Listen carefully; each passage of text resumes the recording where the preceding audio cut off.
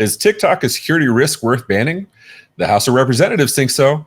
Stay tuned as we discover the latest buzz surrounding the app's future and its implications for data security and control.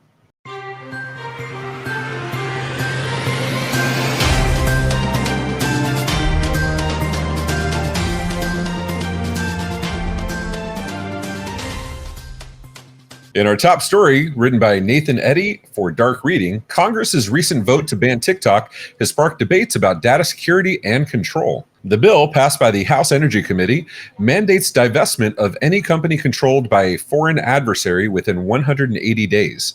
While the House supports the bill, its fate in the Senate remains uncertain. If enacted, this would mark the first legislative attempt to ban a major social media platform.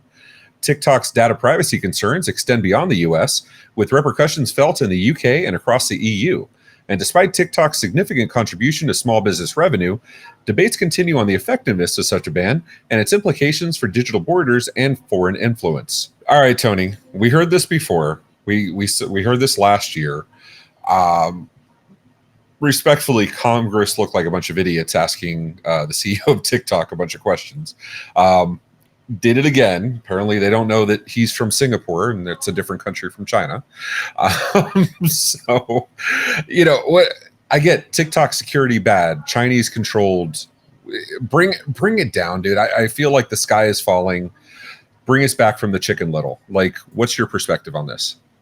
Well, let's talk about two things. First off, we'll end on this, where the abdication of power control is never an easy process. And what they're trying to do is unseat someone who has a lot of control. And in this case, influence and touch to the youth community. And that's going to be a difficult fight. But let's back up just a little bit and talk about what's actually being done. They, being the government, doesn't like something. So they are creating a process for it to be separated from foreign entities. The irony is that, and for those of you who are following the story, is it could possibly be purchased by entities not preferential to those who are anti-government. And I don't know where this is going to end up, but I think, like, going back to the abdication, the forfeiting of power, the separation of power, regardless of the driver and where it ends up, I think that's going to end in a poor. I don't think the communication that's taking place right now is really serving them well. And I don't know how this is going to end up. I don't have a well-crafted opinion of this. I haven't formulated one yet. But from my observations, I feel like the government doesn't like something. They're doing what they can to separate it. They don't really understand where it's going to end up, which you're using hope as a strategy. And I don't know if that's the best thing here. And more importantly, out of this entire process, they're separating it because of a foreign entity. Well, let's look at everything else that has a foreign association, including land acquisition itself here in the United States, which is actually being, in certain states, slowly but surely passing bills that will not allow foreign entities to own land. And this is happening a lot in California and Arizona, where they're actually mining the fresh water out of that. And they're calling it desecrating the land for minerals. I'm trying to figure out where this is going to go. I just don't see it being a priority, B, being handled well, and C, ending up better than the current state. Talk to me. I don't agree. I don't disagree with you at all. My concern is this: like, forget the security implications. I don't disagree that there's a possibility or even a likelihood of data being shared with entities we don't want data being shared with. I'm not arguing that point. Where I take, as a business owner, where I take great concern out of this whole situation is that the United States government is saying, if you want to operate on the public internet inside our territory, you have to sell your company.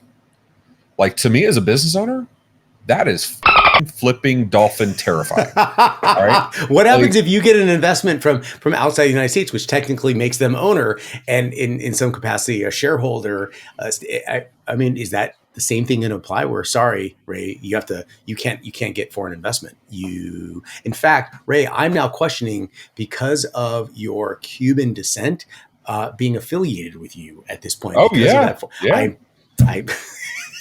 You know what this reminds me of? It wasn't too long ago. It doesn't. Well, I know, like, hip hop was 30 years ago, and we doesn't that it didn't wasn't feel too long ago. but it wasn't too long ago. But you remember the TV show The Americans, Oh yeah. where the U.S. was very much anti anybody from Russia or anybody from a potentially communist country. And let's be honest, that was the 20th century version or the 21st century version of the Salem witch trials. Yep. And this concerns me because the public internet should be open. We're in a country where we believe in the freedom of speech, and then we're starting to see these liberties being taken away. Look at certain states already blocked Pornhub, right? It all starts with porn. So, and anybody that doesn't believe me, look at the VHS and Betamax story. But these things, and I wonder for what benefit? I mean, this hemming and hawing, when Facebook is just as much of an offender, they're more of a public offender of this than anybody else. But Zuckerberg still goes to Congress and answers questions, and nobody's blocking Facebook. Nobody disagrees. They're just as much of a risk, and they can sell their data to anybody they want. But we've waxed poetic about it enough. I personally hope TikTok doesn't go away. I've learned so much from it. Sorry, Sister Virginia, my third grade teacher, but TikTok taught me more.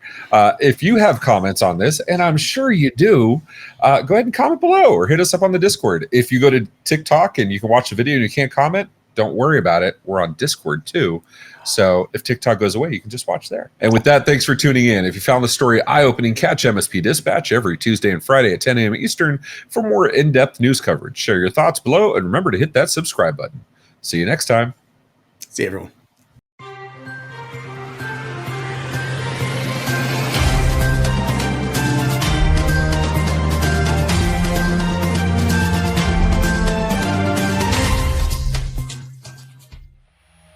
This has been a broadcast of the MSP Media Network.